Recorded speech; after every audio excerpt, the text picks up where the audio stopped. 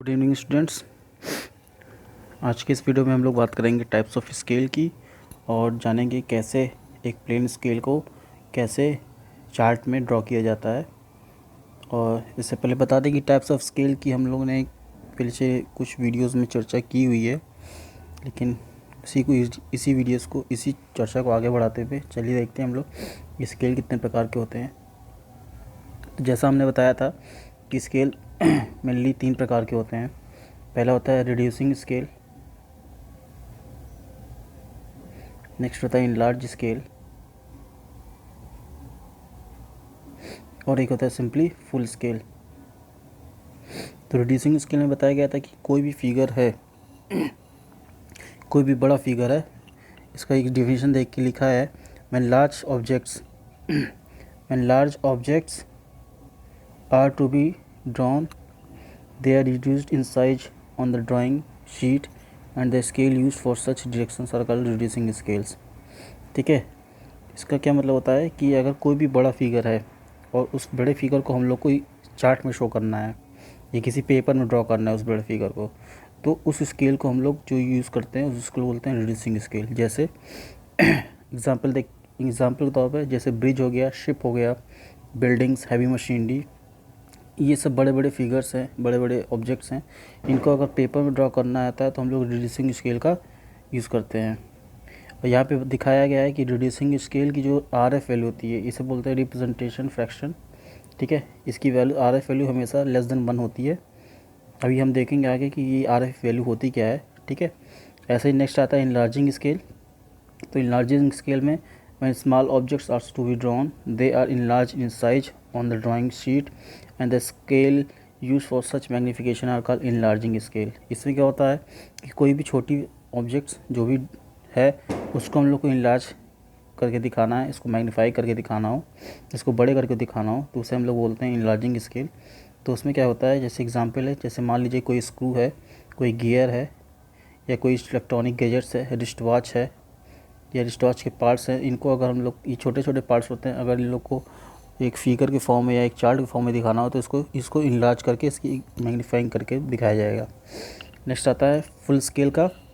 तो full scale में जैसे लिखा है फिगर में, when an object is drawn on the sheet to its actual size, जैसा है वैसा बना दिया गया है, it is see to be drawn full scale. इसको जैसे cell phones, screw driver, coke bottle, laptop, mouse pen etcetera, और इसकी जो RF वैल्यू होती है ये =1 होती है।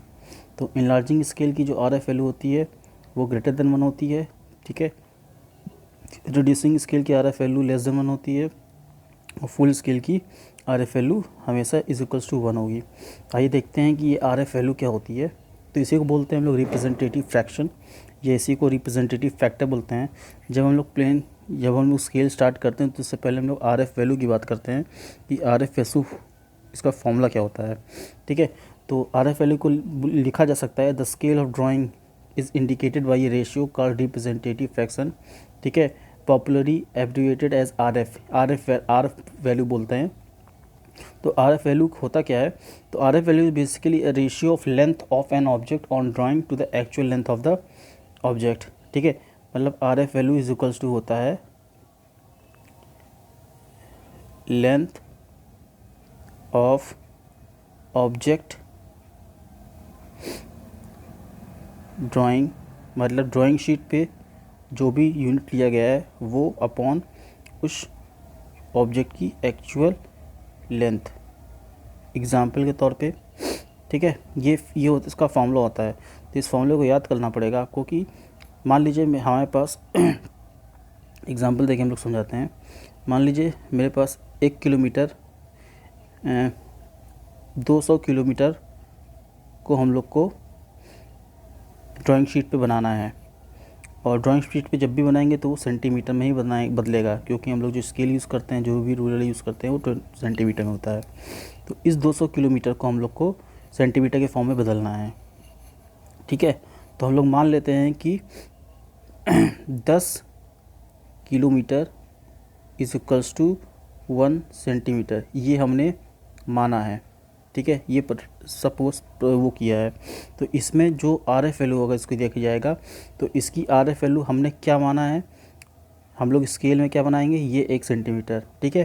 तो 1 सेंटीमीटर ये इसकी आर एफ वैल्यू हो गई। मतलब अगर इसकी आर एफ वैल्यू निकालनी पड़ेगी हम लोग को, तो इसकी are F value length of object drawing, तो ये 10 किलोमीटर इजिकल्स टू 1 सेंटीमीटर, मतलब 1 सेंटीमीटर हम लोग को ड्रॉ करना है। मतलब 10 किलोमीटर जो है वो 1 सेंटीमीटर के बराबर होगा। तो हम लोग जो ड्रॉ करेंगे उसे बोलते हैं 1 सेंटीमीटर। ये हो गई, ठीक है। और नेक्स्ट हम लोग ड्रॉ करेंगे 10 किलोमीटर, ठीक है। और 10 किलोमीटर जो होती है ये इसकी एक्चुअल लेंथ थी। ये इसी एक्चुअल लेंथ को हम लोगों ने सेंटीमीटर में बदल दिया था। अब आर एफ वैल्यूज़ को वो देखिए देख रहे हैं, ऊपर सेंटीमीटर नीचे किलोमीटर है, ठीक है।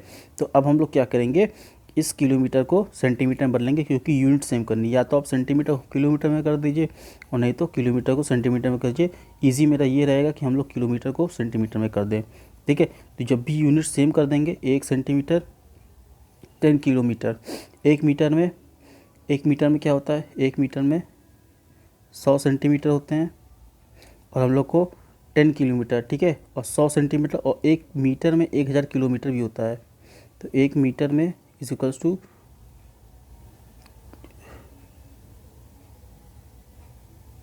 सॉरी हम उल्टा बोल दिए, एक किलोमीटर में 1000 मीटर होता है, ठीक है। अब हमको और एक मीटर में 100 सेंटीमीटर होते हैं। तो इसको सेंटीमीटर बदलने के लिए इसको 10 की पावर 5 से करेंगे तो ये सेंटीमीटर में हो जाएगा। मतलब 1 किलोमीटर इज इक्वल्स टू 10 की पावर 5 सेंटीमीटर। तो 10 किलोमीटर है, तो 10 किलोमीटर है तो ये हो जाएगा 10 किलोमीटर के हिसाब से ये हो जाएगा 10 की पावर 4 सेंटीमीटर। मतलब 1/40। ये हो गया इसका आर एफ वैल्यू। ये आर एफ वैल्यू निकल के आई है, ठीक है। अब ये होती है मेरी आर एफ वैल्यू, ये इसी को आर एफ वैल्यू बोलते हैं।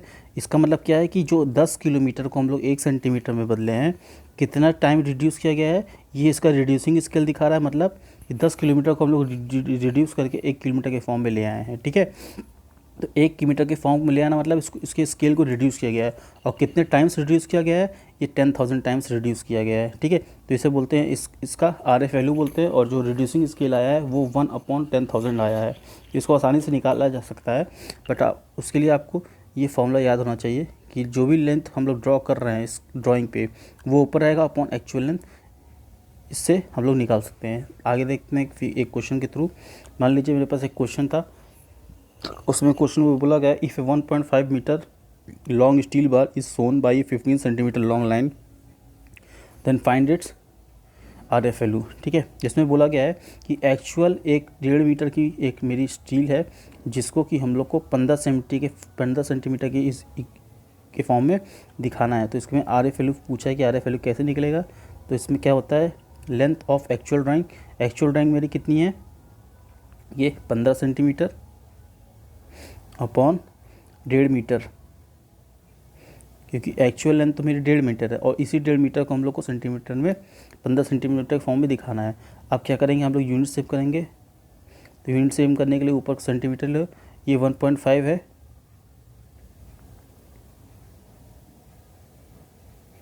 ये 1.5 सेंटीमीटर मीटर था। इसको अगर हम लोग 1 मीटर में 100 सेंटीमीटर होता है मल्टीप्लाई कर देंगे तो ये जो वैल्यू निकल के आ जाएगी 15/150, ठीक है। 15/150 मतलब 1/10। ये जो इसकी वैल्यू निकल के आ गई,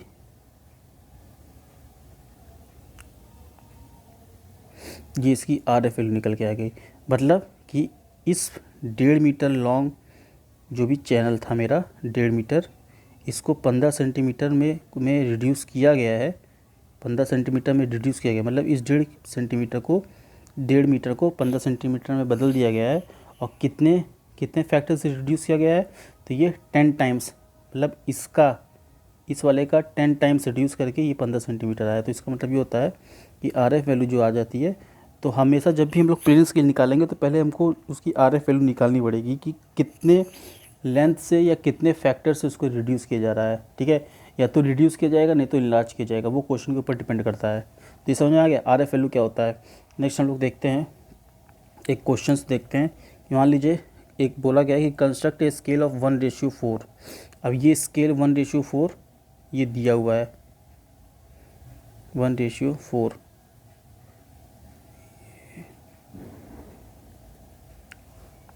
ठीक है, ये 1:4 दे दिया है। To show centimetres and long enough to measure up to 5 decimetre. ठीक है, मतलब ये बोल रहा है कि आपको एक स्केल बनाना है जो कि जिसकी मेज़रमेंट अप टू 5 डेसीमीटर, मतलब इसकी मैक्सिमम लेंथ जो होनी चाहिए, मैक्सिमम लेंथ।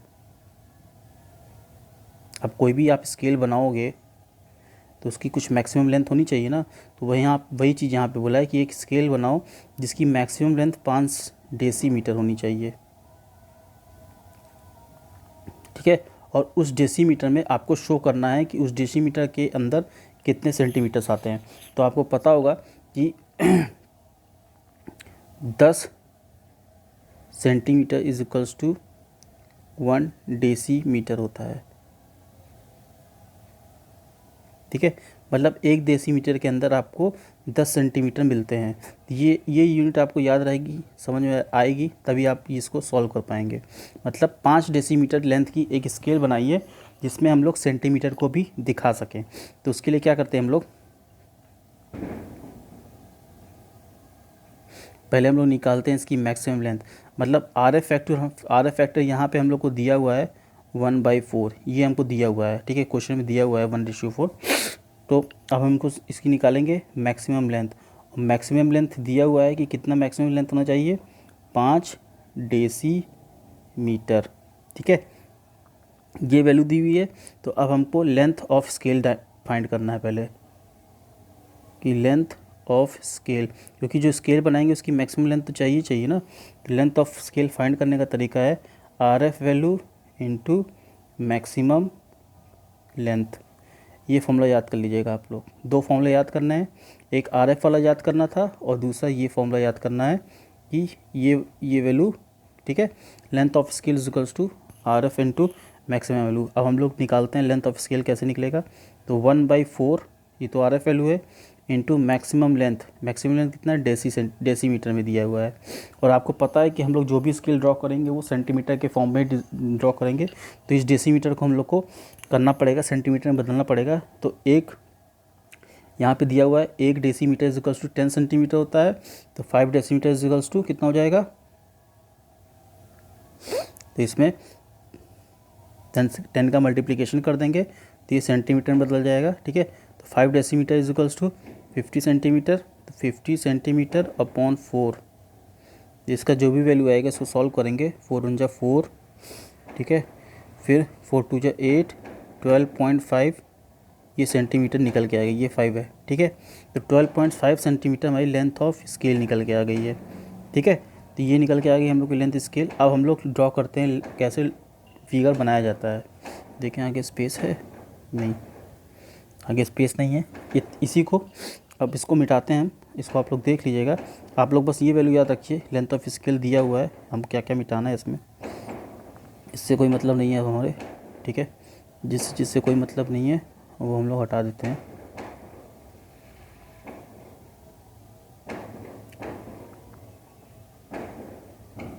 फॉर्मूला जो भी लिखा था वो फॉर्मूला आप लोग नोट कर लीजिएगा। ठीक है, तो लेंथ ऑफ स्केल मेरी इसकी ज़रूरत पड़ेगी। ठीक है, तो हम लोग पहले क्या बनाएंगे, एक फिगर बनाते हैं, लाइन लेते हैं। एक लाइन लेना है हम लोग को कितने सेंटीमीटर की, 12.5 सेंटीमीटर की। अब ये लाइन मैंने अटेंडम लाइन ली हुई है। ठीक है, अब इसकी जो वैल्यू है ये 12.5 सेंटीमीटर की है। अब ये 12.5 सेंटीमीटर को हम लोग को कितना मैक्सिमम दिखाना है, 5 तक दिखाना है, 5 डेसीमीटर तक। मतलब इस लाइन को हम लोग को 5 भाग में डिवाइड करनी पड़ेगी। तो डिवाइड करने के लिए हम लोग क्या करेंगे, इस पॉइंट से एक किसी भी एंगल पे एक लेंथ ड्रॉ करेंगे। ठीक है, एक लाइन ड्रॉ करेंगे और उस लाइन को 5 भाग में, क्योंकि 5 डेसीमीटर दिखाना है, मैक्सिमम 5 दिखाना है, तो उसके लिए क्या करेंगे हम लोग, इसको 5 भाग में करेंगे। 1 2 3 4 5। अब ये जो लेंथ है इसकी, ये आप लोग मान के चलिएगा 1 सेंटीमीटर की है। ठीक है, ये 1 सेंटीमीटर की। ठीक है, तो 1 सेंटीमीटर के इस हिसाब से आपको इसको 5 भाग में डिवाइड करना है इस लेंथ को।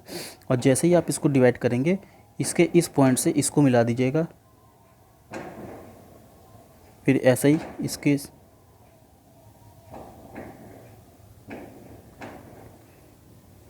ठीक है, इसको मिलाना पड़ेगा इसके बाद इसके इस पॉइंट को इससे मिलाना पड़ेगा। नेक्स्ट ऐसा ही आपको इसको मिलाना पड़ेगा, ठीक है। ये दिख नहीं रहा है। फिर इस पॉइंट को इससे मिलाएंगे। ये हम लोग बता रहे हैं कैसे चार्ट में बनाया जाता है, ऐसा ही बनाना है आपको चार्ट पे। इसको इससे, ये थोड़ा, इसके बाद इसको इससे मिलाना है, ठीक है। फिर इसको इससे मिलाना है। तो ये मेरा जो है, ये जो लाइन थी, ये वाली लाइन, ये लाइन जो थी, ये 5 भाग में डिवाइड हो गई है। अब 5 भाग में डिवाइड हो गई तो इसको आगे क्या करना है हम लोग को देखते हैं। अब हम लोग को एक फिगर बनाना है। एक यहाँ पे 1 सेंटीमीटर की लाइन खींचनी है, ठीक है। और इस 1 सेंटीमीटर की लाइन को हम लोग को इस फॉर्म में ऐसे कर देना है,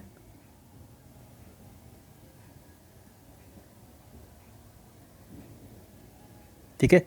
ये मेरी 1 सेंटीमीटर की। अब इसको 5 भाग में डिवाइड करना। तो इस पॉइंट से यहाँ पे डालेंगे एक, इस पॉइंट से इसको डालेंगे, इसको इससे डालेंगे। इसको जब बनाएंगे आप लोग तो इसको सेम जो पार्ट्स बनेंगे वो पार्ट्स साफ साफ सीधे सीधे दिखेंगे, ठीक है। अब मेरी यहाँ पे क्या करना है, एक पतली लाइन लेके, इसकी लाइन साइज पतली कर देते हैं थोड़ा, ठीक है। इसकी पतली लाइन लेके यहाँ से एक लाइन ड्रॉ करना है। अभी ये पता चल गया। अब यहाँ से हम लोग एक लाइन ड्रॉ करेंगे, 1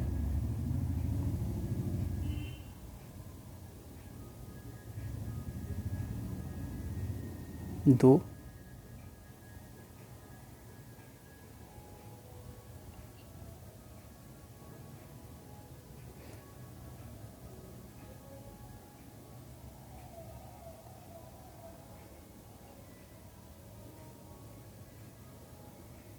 इसको मिटाते हैं थोड़ा।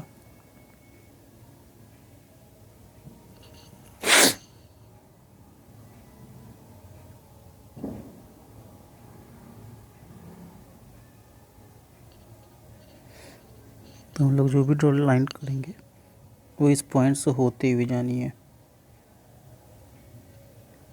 ठीक है। दूसरी लाइन,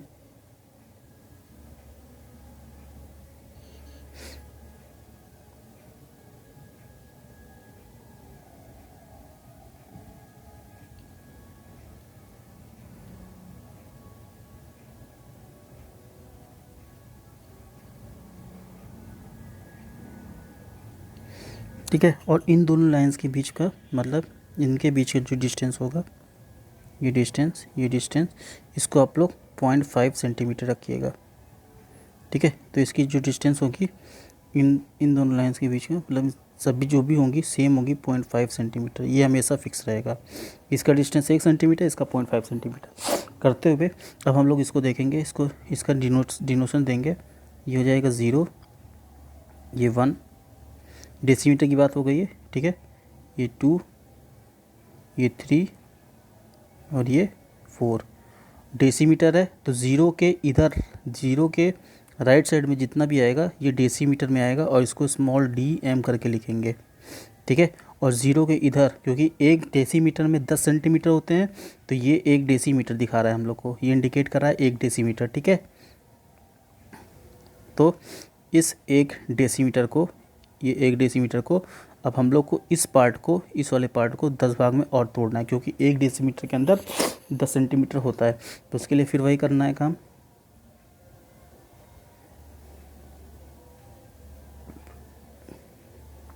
ठीक है। फिर हम लोग को भी पॉइंट करना है, यहाँ से एक लाइन खींचेंगे कितने भी लेंथ की,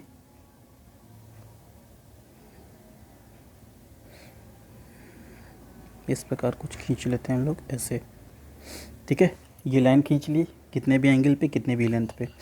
अब इसको हम लोग 10 भाग में काटना है, क्योंकि 1 डेसीमीटर के अंदर 10 सेंटीमीटर होते हैं। तो इसको 10 भाग में काटेंगे और 1 सेंटीमीटर या 0.5 सेंटीमीटर लेके चलेंगे। 0.5 0.5 0.5 0.5 0.5 0.5 कितना हुआ, 1 2 3 4 5 6 7 8 9 10। 1 2 3 4 5 6 7 8 ये 10वां पार्ट आया। अब इसको इस वहाँ से इस लाइन को मिलाना है, ऐसे ही यहाँ से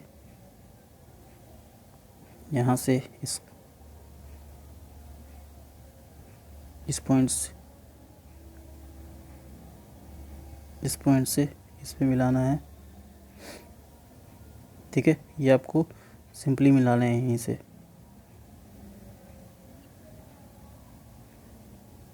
ऐसे ही इसकी बात करेंगे। इसको जब मिलाएंगे तो ये सब एकदम इक्वल डिस्ट्रीब्यूट होगा, ठीक है। अभी इस पर बन नहीं पा रहा है, और इसको अगर हम चार्ट में मिलाएंगे तो चार्ट भी ये इक्वल डिस्ट्रीब्यूट होगा, ठीक है। ऐसे करते करते इसको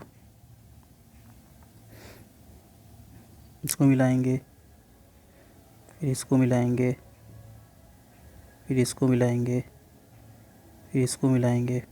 तो ऐसे करते करते, ठीक है, ये मेरा 1 सेंटीमीटर था। अब 1 सेंटीमीटर के बाद 0.5 सेंटीमीटर पे, यहाँ पे 0.5 सेंटीमीटर आएगा, यहाँ से एक लाइन खींचेंगे ये। तो इसमें जो ये 5वां पावर पॉइंट होगा, 1 2 3 4 5, ये 5 पॉइंट, यहाँ पे जो डिनोशन आएगा वो लिखेंगे हम लोग 5,